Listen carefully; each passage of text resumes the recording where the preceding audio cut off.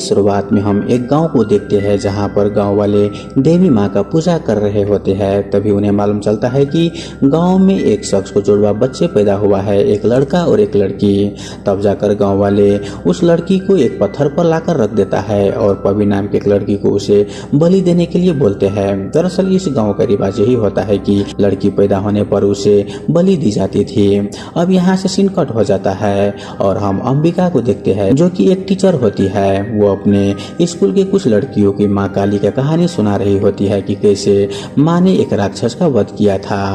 तभी वहाँ पर उसका पति शुभांकर आ जाता है और यहाँ हमें मालूम चलता है कि इन दोनों का एक बेटी है जिसका नाम श्वेता है, जो काफी समय से अपने पुश्तैनी गांव चंद्रपुर जाने की जिद कर रही होती है। लेकिन यहाँ पर अंबिका और शुभांकर उसे वहाँ ले जाने से हमेशा डरते हैं और इस बात से श्वेता काफी नाराज भी रहती है। वहीं रात में शुभांकर अंबिका से कहता है कि उन्हें श्वेता को चंद्रपुर न ले जाने की असली वजह बता देना चाहिए, लेकिन अंबिका मना कर देती है ये कहकर कि वो अभी छोटी है और वो डरावनी बातों को समझ नहीं पाएगी।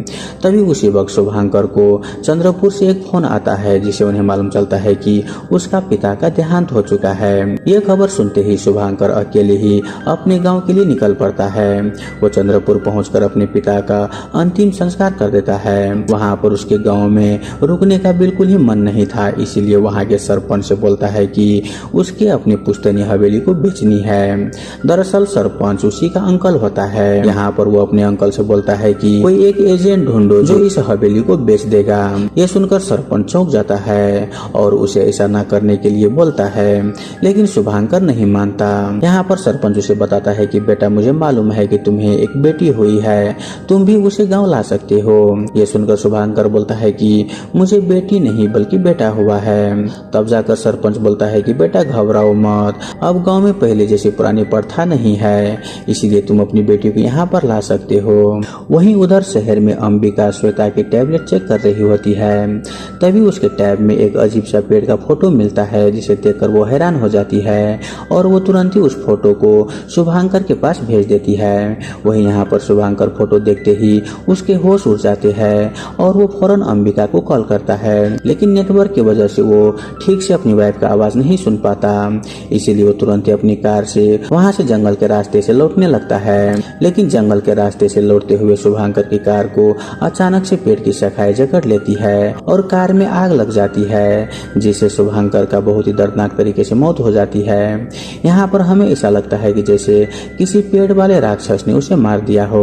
वहीं जब ये बात अंबिका को मालूम चलता है तो वो बहुत ही बुरी तरीके से टूट जाती है। खैर अब इसी तरीके से 3 महीने बीत जाते हैं और एक दिन सरपंच का फोन आता है और वो बताता है कि हवेली बेचने के लिए एक एजेंट मिल गया है और उसे डॉक्यूमेंट्स लेकर चंद्रपुर गांव आना होगा।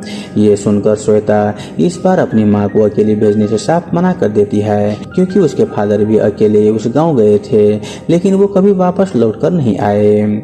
ये सब जानकर मजबूरन अंबिका श्वेता को अपने साथ चंद्रपुर गाँव ले जाने के लिए मान जाती है। वहीं जब ये लोग यहाँ पर चंद्रपुर पहुँचते हैं तो अंबिका को कुछ अजीब से बेचैनी महसूस होने लगता है। वो जान जाती है कि यहाँ पर कुछ गलत हो रहा है। वहीं हवेली में काम करने वाली एक औरत जिसका नाम नंदनी होती है, वो अंबिका और श्वेता को देखकर उतना खुश नहीं होती, लेकिन नंदनी की बेटी दीपिका को श्वेता के साथ अच्छी दोस्ती हो जाती है। अब अगले दिन जब सरपंच एजेंट को लेकर वहाँ पर आता है तो वो एजेंट ये कहकर हवेली खरीदने से मना कर देता है कि यह हवेली श्रापित है और उसे कोई भी खरीदना नहीं चाहता। वहीं इसी बीच श्वेता दीपिका को अपने टैबलेट में वही डरावनी फोटो दिखाती है।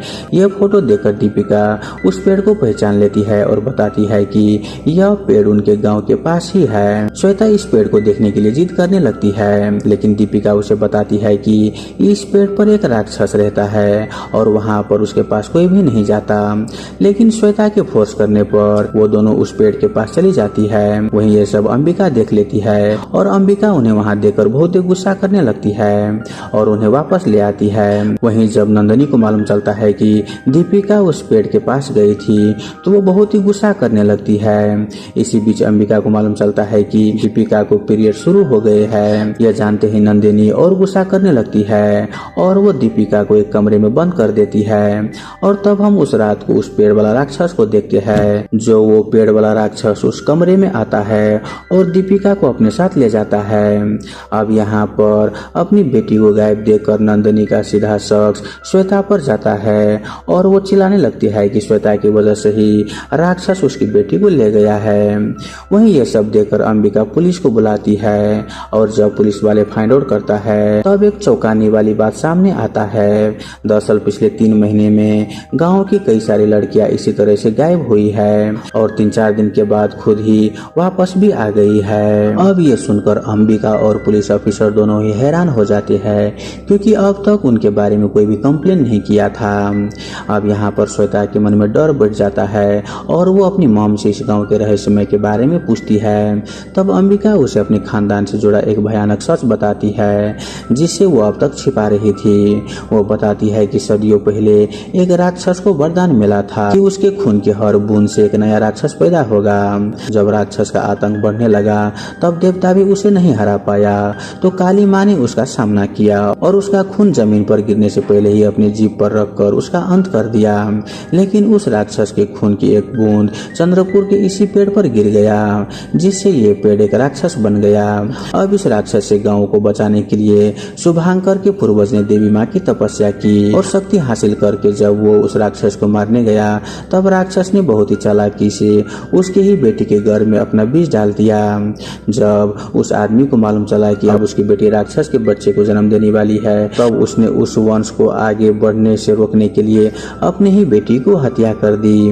बस इसी दिन से इस खानदान में जब भी कोई बेटी पैदा होती तो उसे इसी डर से मार दिया जाता कि कहीं उसमें राक्षस का अंश ना हो। शुभांकर के भी एक जुड़वा बहन थी जिसे पैदा होते ही उसे मार दिया गया। यही वजह थी कि शुभांकर ने सबसे झूठ कहा था कि उन्हें एक बेटा हुआ है ताकि वो अपनी बेटी श्वेता को बचाया जा सके। यह सुनकर श्वेता बुरी तरीके से डर जाती है। वहीं इसी बीच 40 साल से बंद हवेली के मंदिर का दरवाजा खुलते हैं क्योंकि इस बार अंबिका को सपने में देवी माँ ने दर्शन दिए थे और यहाँ के यही नियम था कि जिसे देवी माँ सपने में दर्शन देती है वही काली माँ का पूजा करता है। गांव वाले इस बात से बहुत ही खुश थे। तभी दीपिका समेत गायब हुई सारी लड़कियां वापस लौट आती है। जब उन्हें हॉस्पिटल लाया जाता है तब डॉक्टर वहां पर एक भयानक बात बताता है कि इन सभी लड़कियों की पीरियड्स हमेशा के लिए बंद हो गया है। वहीं उसी रात अंबिका भी देखती है कि श्वेता के पेट में बहुत ही तेजी से दर्द हो रहा है और उसके भी पीरियड्स होना शुरू हो गए हैं। यहाँ पर अंबिका समझ जाती है कि अब यहाँ पर जरूर ही अनहोनी होने वाला है। वहीं हम देखते हैं कि रात में दीपिका जो अब राक्षस के वश में थी वो श्वेता को फुसलाकर उस पेड़ के पास ले जाने लगती है, लेकिन अंबिका उन्हें देख लेती है और वो श्वेता को बचाने के लिए वहां पर आ जाती है। और हम देखते हैं कि बाकी लड़कियां भी पोजेस्ड थी और वो श्वेता को घेर कर वहां से ले जा रही थी, लेकिन अंबिका किसी तरह से उनसे लड़कर श्वेता को वापस ले आती है। और इस घटना के बाद वो फैसला करती है कि अब वो यहाँ पर एक पल भी नहीं रुकेगी और वो तुरंत ही चंद्रपुर छोड़कर चली जाएगी। लेकिन जैसे ही वो कार से निकलने की कोशिश करती है तो गांव के सारी पोजिश लड़कियां रास्ते में उन्हें रोककर उन पर हमला कर देती है और इस हमले से अंबिका बेहोश हो जाती है और वो लड़कियां श्वेता को उठाकर वहां से ले जाती है। अब जब अंबिका का होश आता है तो वो खुद एक बूढ़ी औरत के घर में पाती है। यह औरत और कोई नहीं बल्कि पुरीनेता थी जो हमने मूवी की शुरुआत में देखे थे कि जिसने 40 साल पहले पूजा की थी और वो एक बच्ची का बलि दे रही थी। वहाँ पर वो बताती है कि वो बच्ची और कोई नहीं बल्कि शुभांकर की जुड़वा बहन थी। उस दिन पोरोनीता ने उस बच्ची को मारने से इनकार कर दिया था, जिसके बाद आज के सरपंच जो उस वक्त बहुत ही नौजवान था वो खुद सामने आया उस बच्ची को मारने के लिए, ये कहकर कि औरतें कमजोर होती है और ये काम मर्दों का है। और यहाँ पर वो खुद ही उस बच्ची को मार दिया था। यहाँ पर पोरोनीता एक बहुत ही बड़ा राज खोलता है। वो वहाँ पर बताता है कि असली विलन वो पेड़ वाला राक्षस नहीं बल्कि वो सरपंच है। सरपंच ने उस राक्षस के साथ एक डील किया था। वो राक्षस को पीरियड शुरू होने वाले बच्चे को उठाकर देता था ताकि राक्षस उनके अंदर अपना बीज डाल सके और बदले में राक्षस ने सरपंच को बहुत सारा शक्तियाँ दी थी। लेकिन अब तक कोई भी लड़की राक्षस के बीज को अपने घर में पाल नहीं पाई। यहाँ पर राक्षस ने बताया कि उसे शुभांकर के खानदान की एक लड़की चाहिए था, इसलिए सरपंच ने सबसे पहले शुभांकर के फादर को मार डाला, ये सोचकर कि शुभांकर के साथ उसकी बेटी भी आएगी, लेकिन ऐसा नहीं हुआ। तब जाकर सरपंच ने शुभांकर को भी मार दिया और लास्ट में वो हवेली का झांसा देकर अंबिका को उसकी बेटी के साथ यहाँ पर ले आया। अब ये सब जानकर अंबिका के पैरों तले जमीन खिसक जाता है। अब यहाँ पर उसके पास एक ही रास्ता था, देवी माँ की पूजा करके पावर हासिल करने का, और वो अपनी बेटी को इसी तरह से बचा सकती थी। इसीलिए यहाँ पर अंबिका पूजा करती है और फिर उस पेड़ से लड़ने के लिए निकल पड़ती है। वहाँ पोजेस लड़कियां उस पर हमला करती है, लेकिन इस बार अंबिका के पास देवी माँ की आशीर्वाद था। वो जैसे ही उनके सिर पर हाथ रखती तो सभी लड़कियां नॉर्मल हो जाती। अब यहाँ पर अंबिका के सामना सरपंच से होता है और हम देखते हैं कि सरपंच और भयानक राक्षस दोनों ही बहुत ही ताकतवर था। वो दोनों ही अंबिका पर भारी पड़ रहा था। यहाँ पर वो राक्षस अंबिका को बहुत ही बुरी तरीके से घायल कर देता है और यहाँ पर हम देखते हैं कि अंबिका के सिर से खून निकलकर जमीन पर गिर जाता है और जैसे ही वो जमीन पर गिरता है बस उसी पल अंबिका के अंदर देवी माँ की शक्तियाँ जागृत हो जाती है। अब यहाँ पर अंबिका एक साधारण माँ नहीं बल्कि साक्षात काली के रूप में थी। यहाँ पर वो उस राक्षस से बहुत ही भयंकर युद्ध करती है और हम देखते हैं कि वो उसे मार देती है। लेकिन जैसे ही अंबिका अपनी बेटी श्वेता को लेकर लौटने लगती है तभी वहाँ पर पुरोनिता उसे बताती है कि श्वेता के अंदर राक्षस का बीज है और अगर राक्षस को हमेशा के लिए खत्म करना है तो अंबिका को अपनी बेटी को मारना होगा। ये सुनकर अंबिका अंदर से टूट जाती है। भला एक माँ अपने ही बेटी को कैसे मार सकती है, लेकिन वो यहाँ पर बहुत ही मजबूर थी। यहाँ पर वो अपनी बेटी को मारने ही वाली होती है। तभी हम देखते हैं कि उन सभी मरी हुई लड़कियों की आत्मा को मुक्ति मिल जाती है और उनके मुक्त होते ही श्वेता के अंदर मौजूद राक्षस का अंश का भी विनाश हो जाता है। वही यहाँ पर श्वेता का होश आ जाता है और यहाँ पर माँ और बेटी एक दूसरे से लिपट कर रो पड़ती है। वहीं इधर गांव की लड़कियां भी ठीक हो जाती है और इसी के साथ ये मूवी यहीं पर खत्म हो जाता है। तो दोस्तों आई होप आपको ये मूवी एक्सप्लेनेशन वाला वीडियो अच्छा लगा हुआ हो। अगर आपको वीडियो अच्छा लगे तो वीडियो को लाइक करके हमारे यूट्यूब चैनल को सब्सक्राइब जरूर कर लीजिए। धन्यवाद।